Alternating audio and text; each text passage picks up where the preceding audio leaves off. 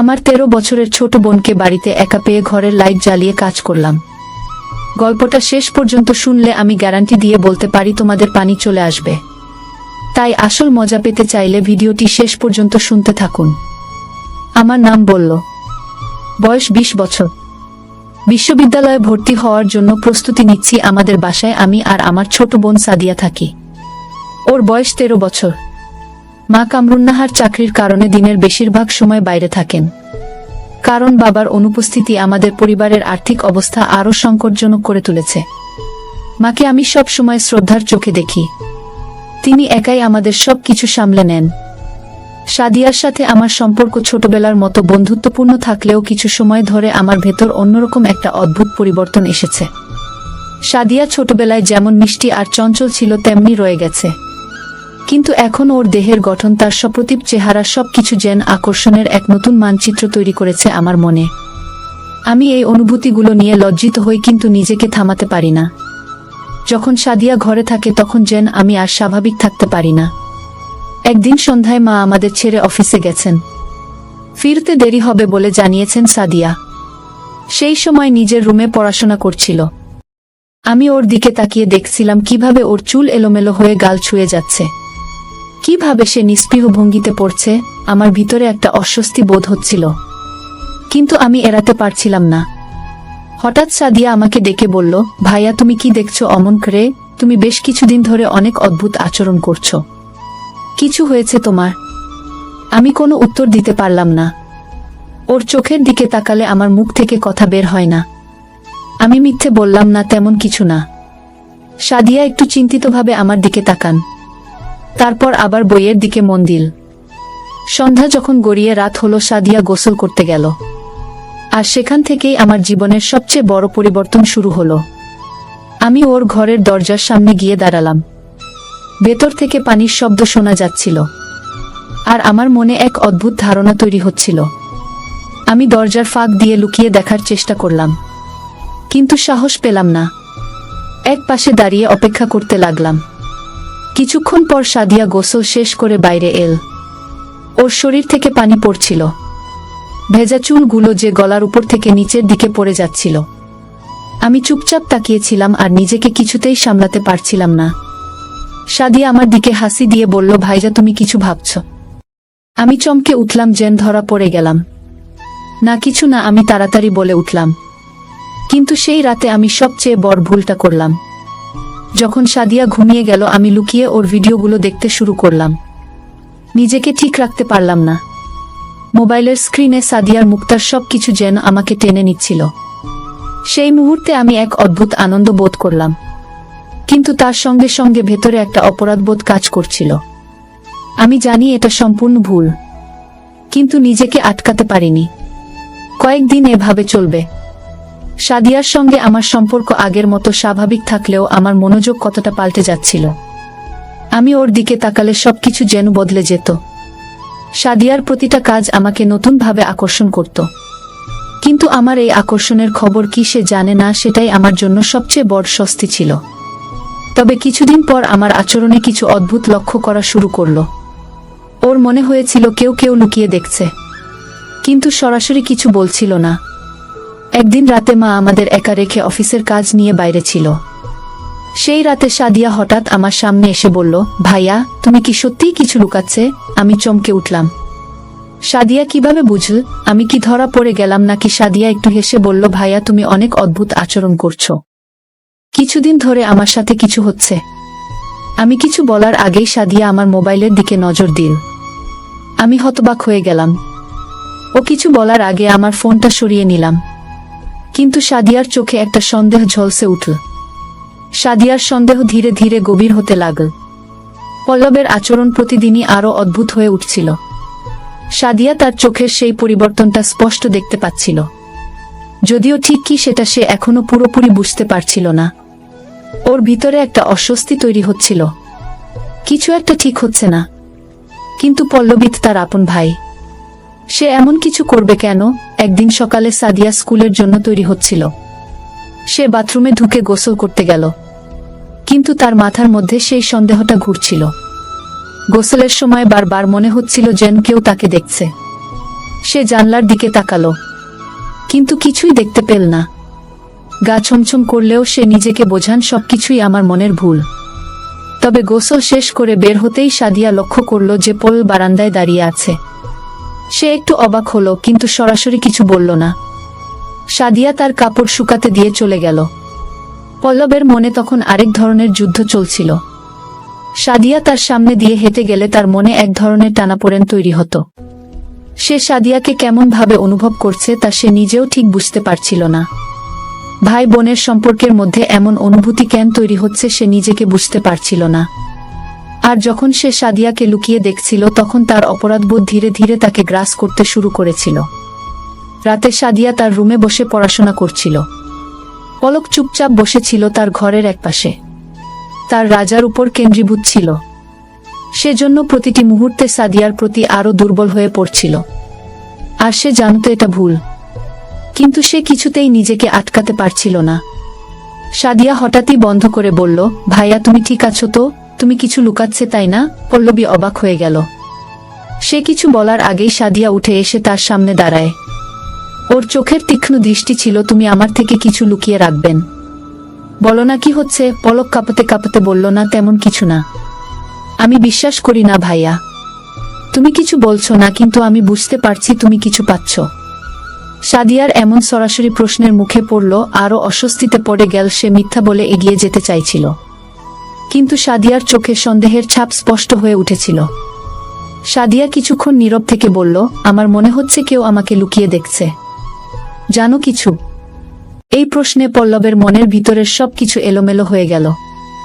সে জানত সাদিয়া সত্যের কাছাকাছি চলে এসেছে।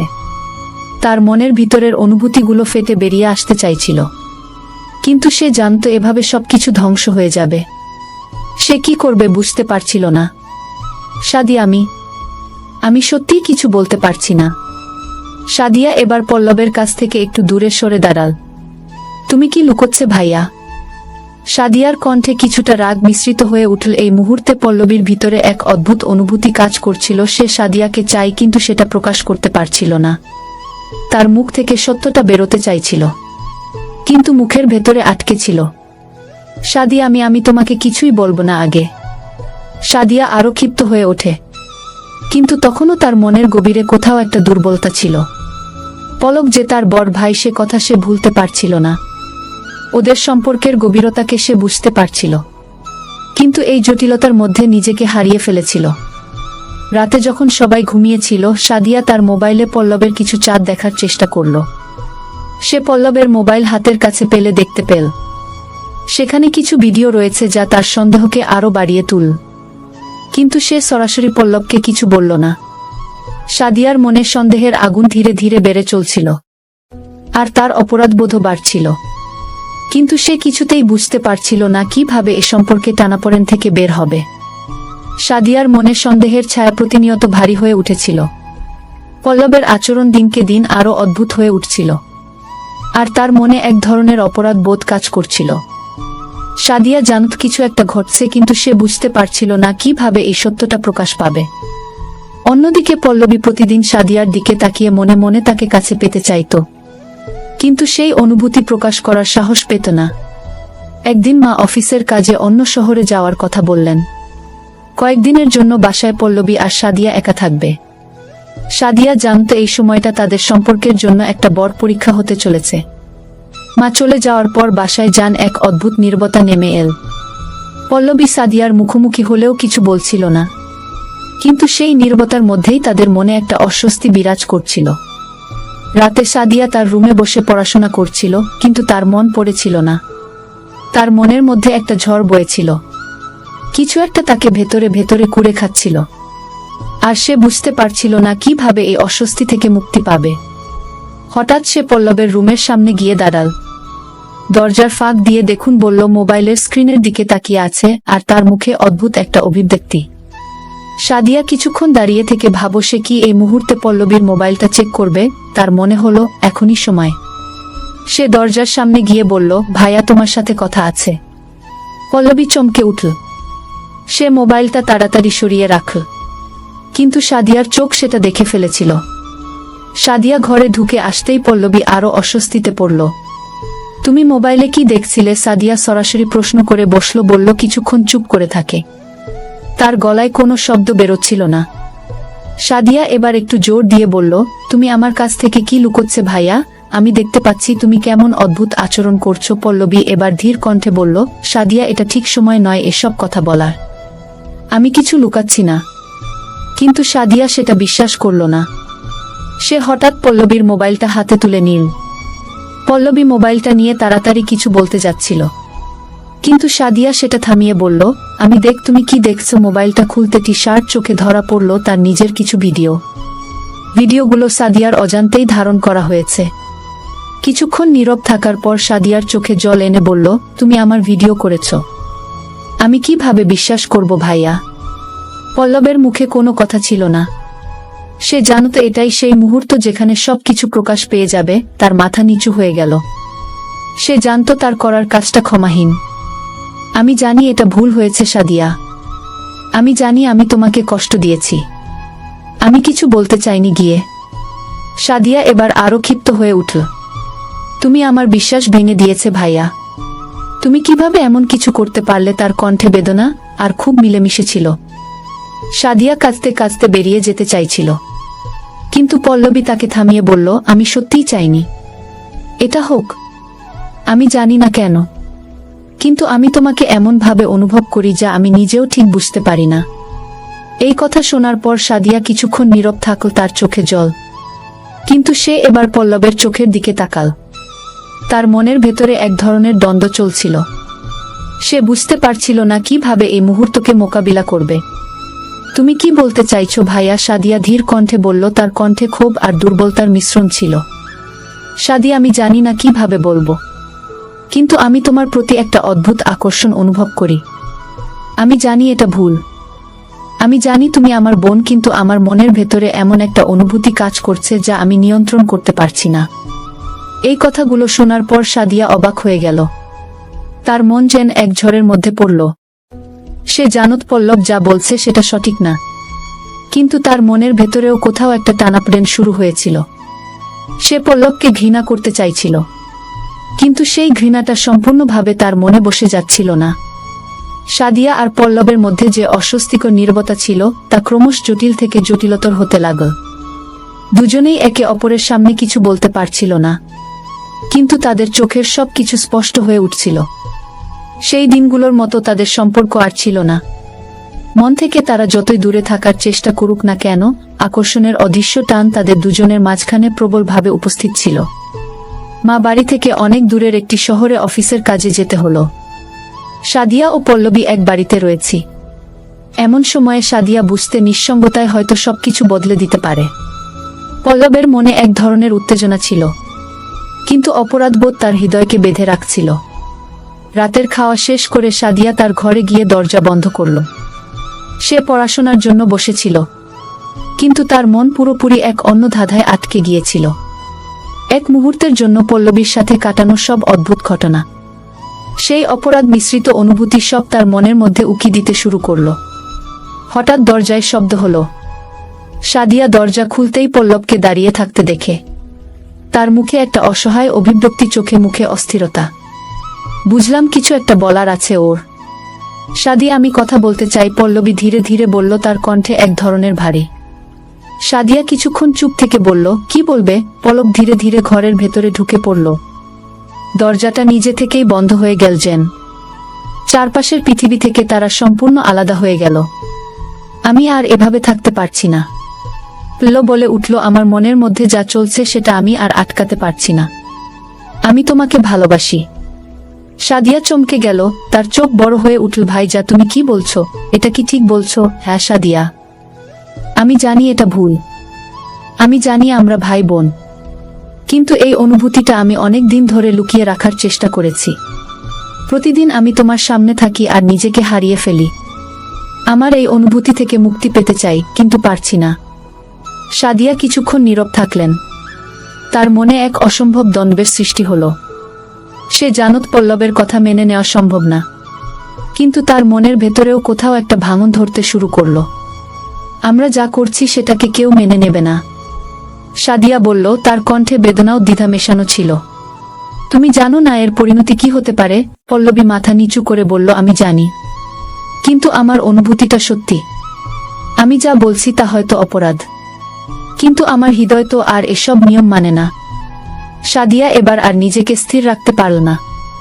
তার চোখে জল চলে এল। সে বুঝতে পারছিল না কি করবে বা কি বলবে। সে একদিকে পল্লবকে ঘৃণা করতে চাইছিল, কিন্তু অন্যদিকে তার মনের ভেতরেও কোথাও যেন একটা গোপন আকর্ষণ কাজ করছিল। সাদিয়া বলল, তুমি আমার জীবনটা ধ্বংস করে দিয়েছ। তার কণ্ঠে প্রচণ্ড বেদনা ছিল। তুমি আমার ভাই, আর আমি কখনো এই সম্পর্ককে অন্যভাবে দেখিনি। তুমি আমাকে এমন এক অবস্থায় নিয়ে এসেছো যেখানে আমি আমার নিজের প্রতি ঘৃণা অনুভব করছি। আমি জানি, পল্লবী শান্ত গলায় বলল, আমি জানি আমি যা করেছি সেটা ক্ষমার অযোগ্য। কিন্তু সাদিয়া, আমি শুধু চাই তুমি জানো যে আমি সত্যিই তোমাকে ভালোবাসি। সেটা যে কি ধরনের ভালোবাসা আমি জানি না, কিন্তু এটা গভীর ঘুম। সাদিয়া চুপচাপ দাঁড়িয়ে থাকো। তার মন তোলপাড় হচ্ছিল। সে কি পল্লবের এই ভালোবাসা গ্রহণ করবে, নাকি সে নিজেকে সবকিছু থেকে দূরে সরিয়ে নেবে? তার মনে ভয় আর আকর্ষণের দ্বন্দ্ব চলছিল। কিছুক্ষণ পর সাদিয়া তার মাথা নিচু করে বলল, আমাদের এই সম্পর্ক থেকে বেরিয়ে আসতে হবে ভাইয়া। আমাদের ভুলগুলোকে শুধরে নিতে হবে। তাদের কথা শেষ হয় না, কিন্তু পরিস্থিতির জটিলতা এবং মনের আকর্ষণ তাদের ভবিষ্যৎকে কিভাবে পরিচালিত করবে তা হয়তো কেবল সময় বলতে পারবে। সাদিয়ার কথার পর পুরো ঘর জুড়ে এক ধরনের থমথমে নীরবতা নেমে এল। পল্লব কিছুক্ষণ দাঁড়িয়ে রইলেন, কিন্তু কোনো উত্তর দিল না। তার মনে তখন এক ধরনের অস্থিরতা, একদিকে অপরাধবোধ আর অন্যদিকে সাদিয়ার প্রতি অদম্য টান। সাদিয়া কোনো কথা বলছিল না। হঠাৎ বলল, ধীরে ধীরে সাদিয়ার কাছে এগিয়ে এসে বলল, সাদিয়া, তুমি কি সত্যিই মনে করো আমরা আমাদের মনেই টান থেকে পালাতে পারবো? সাদিয়া এবার আর নিজেকে সামলাতে পারল না। তার চোখে আবার জল এসে গেল। সে বুঝতে পারছিল এই অনুভূতি থেকে বের হওয়া সহজ হবে না, কিন্তু তবু সে চেষ্টা করতে চাচ্ছিল। ভাইয়া, সাদিয়া কাপা গলায় বলল, আমি চাই আমরা এই ভুল থেকে বেরিয়ে আসি। আমি চাই আমরা আবার আগের মতোই এই অনুভূতি সত্যি হলেও এটা আমাদের দুজনের জন্য সঠিক না। পল্লবী সাদিয়ার দিকে তাকিয়েছিল, তার চোখে গভীর বেদনা, কিন্তু সেই বেদনার মাঝে কোথাও এক ধরনের আকর্ষণ লুকানো ছিল যা সে আর দমিয়ে রাখতে পারছিল না। সাদিয়া, আমি জানি তুমি ঠিক বলছো, বলল, কিন্তু আমি আর পারছি না। তোমার প্রতি অনুভূতিটা আমি আর আটকাতে পারছি না। তুমি কি কখনো ভেবেছো যদি আমরা এই অনুভূতিকে মেনে নিই, তবে আমাদের মধ্যে কি কোনো সম্পর্ক গড়ে উঠতে পারে? সাদিয়া চমকে উঠল, ভাইয়া, তুমি কি পাগল হয়ে গেছো? তুমি কি জানো সমাজে আমাদের সম্পর্কের কি অবস্থা হবে? আমি জানি। পল্লবী ধীরে ধীরে বলল, কিন্তু আমি আর লুকিয়ে থাকতে পারছি না। আমি তোমাকে সত্যিই ভালোবাসি।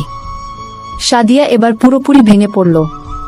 তার মনের গভীরে কোথাও হয়তো সে পল্লবের প্রতি একটা অনুভূতি লুকিয়ে রেখেছিল যা সে কখনো স্বীকার করতে পারেনি, কিন্তু আজ সে সব অনুভূতি যেন সামনে চলে এল। সাদিয়া মাথা নিচু করে বলল, ভাইয়া, আমি জানি না আমরা কি করতে যাচ্ছি, কিন্তু আমাদের এই সম্পর্ক ঠিক না। আমি চাই আমরা আমাদের ভুলগুলো শুধরে নিই। পল্লবী একটু নীরব থেকে বলল, তুমি যদি সত্যি চাও তাহলে আমি চেষ্টা করব, কিন্তু আমি কখনো আমার অনুভূতিগুলোকে মিথ্যা বলবো না। সাদিয়া কিছুক্ষণ নীরব রইল, তারপর ধীরে ধীরে মাথা তুলে তাকাল। ভাইয়া, আমাদের দুজনের ভবিষ্যতে এই মুহূর্তে নির্ভর করছে আমাদের সিদ্ধান্তের উপর। আমরা যদি এই সম্পর্কে ভুল পথে চালিত করি তবে আমাদের জীবন ধ্বংস হয়ে যাবে। পল্লবী তার কথার কোনো উত্তর দিল না। সে বুঝতে পারছিল তাদের সামনে যে জটিলতা আর আকর্ষণ দাঁড়িয়ে আছে তা থেকে বেরিয়ে আসা সহজ হবে না, তবে তারা কিভাবে নিজেদের সামলাবে সেটা কেবল সময় বলে দেবে। সাদিয়া ঘর থেকে বেরিয়ে গেল আর পল্লবীরও ভাবে দাঁড়িয়ে রইল, তার মনের গভীরে অনেক প্রশ্ন আর দ্বন্দ্ব নিয়ে। সাদিয়া নিজের ঘর থেকে বেরিয়ে এসে ভাবতে লাগল। সে জানত তার মনের মধ্যে দোলাচল চলছে। একদিকে পল্লবের প্রতি অদম্য আকর্ষণ, অন্যদিকে পরিবারের প্রতি দায়িত্ববোধ।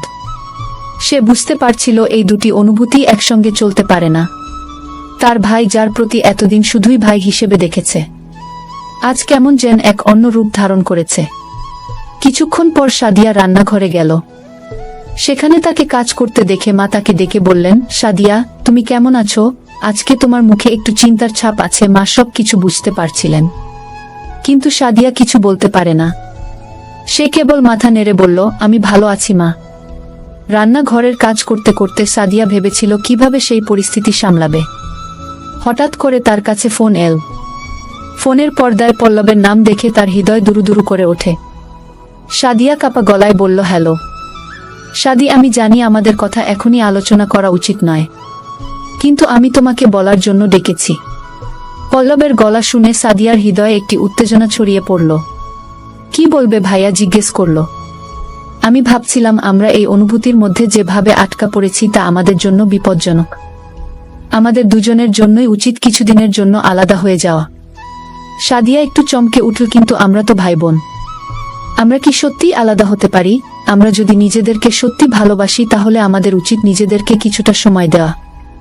আমি চাই তুমি কিছুদিনের জন্য দূরে যাও, তারপর দেখব আমাদের অনুভূতির উপর কি ঘটে। কি সাদিয়ার মনে উথাল পাথাল শুরু হলো।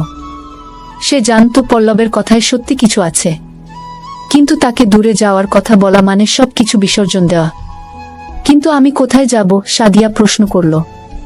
তুমি দাদির কাছে যেতে পারো, কিছুদিন সেখানে থাকলে হয়তো নিজের অনুভূতি সম্পর্কে ভালোভাবে ভাবতে পারবে। সাদিয়া একটু নীরব হয়ে গেল। ঠিক আছে, আমি ভাবব। ফোন রেখে দেওয়ার পর সাদিয়া মনে মনে সিদ্ধান্ত নিল কিছুদিনের জন্য দাদির কাছে চলে যাবে। তার নিজের অনুভূতি সম্পর্কে একটু ভাবার প্রয়োজন ছিল। এরপর দিনগুলো একটি দীর্ঘ প্রতীক্ষার মতো হয়ে গেল। সাদিয়া তার দাদির কাছে গেলে এবং সেখানে গিয়ে নিজের চিন্তাভাবনা মগ্ন হয়ে গেল। দাদি খুব ভালো এবং পরম মায়ের মতো ছিলেন। সাদিয়া তার সঙ্গে সময় কাটিয়ে কিছুটা মানসিক শান্তি পেয়েছিল, কিন্তু তার মন কখনো পল্লবীর কথা বলতে পারছিল না। সে প্রায় তার ফোনে আরিফের নাম দেখে কেমন জানি খুঁজে ফিরতে লাগল, কখনো কখনো ফোন করার ইচ্ছে হলেও সে নিজেকে দমিয়ে রাখে। তার মনে হচ্ছে দূরে যাওয়াই হয়তো তাদের মধ্যে সঠিক সমাধান। একদিন সাদিয়া যখন দাদির সঙ্গে গল্প করছিল তখন তার মনের ভেতরে পল্লবের কথা আবার ফিরে এল। তুমি কি কখনো মনে করো সাদিয়া, প্রেম আর সম্পর্কের মধ্যে কি পার্থক্য আছে? দাদি প্রশ্ন করলেন। সাদিয়া এক মুহূর্তের জন্য থমকে গেল। হ্যাঁ দাদি, কিন্তু আমি তো জানি না আমার সম্পর্কটা আসলে কি। আমি ভাইয়ের প্রতি আকর্ষণ অনুভব করছি, কিন্তু এটা কি প্রেম, বা এটা শুধুই দায়িত্ব? প্রেম হলো অনুভূতি, আর সম্পর্ক হলো সেই অনুভূতির ভিত্তিতে গড়ে ওঠা বন্ধ। তুমি যদি মনে করো তোমার অনুভূতি গভীর, তবে সেটাই তোমার জন্য সবচেয়ে গুরুত্বপূর্ণ, দাদির সুরে বললেন। সাদিয়া তার দাদির কথায় কিছুটা নির্ভরশীল হলো। সে বুঝতে পারছিল কিছুটা সময় নিয়ে ভাবলে হয়তো সে নিজের অনুভূতি সম্পর্কে সঠিক সিদ্ধান্ত নিতে পারবে। বাড়িতে ফেরার পর সাদিয়া পল্লবের সঙ্গে দেখা করতে চায়। সে জানে তাদের সম্পর্কের পরিস্থিতি আসলে খুব জটিল, কিন্তু সেই সম্পর্কের সত্যিকারের স্বরূপ খুঁজে বের করতে হলে তাদের মধ্যে খোলামেলা আলোচনা করা উচিত। এভাবে সাদিয়া পল্লবের সঙ্গে আবার যোগাযোগ করতে স্থির করল। সে ফোন করার সিদ্ধান্ত নিল, কারণ সে জানত পল্লবের অনুভূতির প্রতি তার যে দ্বন্দ্ব ছিল সেটাকে মোকাবেলা করার সময় এসেছে। আর এই ফোন ধরার পর সাদিয়া তার হৃদয়ে জড়ো হওয়া সব কথা খুলে বলল, ভাইয়া, আমি ফিরে এসেছি, আমি তোমার সঙ্গে কথা বলতে চাই। পল্লবের কণ্ঠে খুশির একটি ছোঁয়া ছিল। সাদি, আমি তোমার অপেক্ষায় ছিলাম, তুমি ফিরে আসায় আমি খুব খুশি। এভাবেই তাদের সম্পর্কের নতুন একটি অধ্যায় শুরু হতে চলেছে। তারা একসঙ্গে নিজের অনুভূতি সম্পর্কে সত্যিকার রূপটি বুঝতে পারবে এবং হয়তো সেখান থেকেই নতুন কোনো পথ খুঁজে পাবে।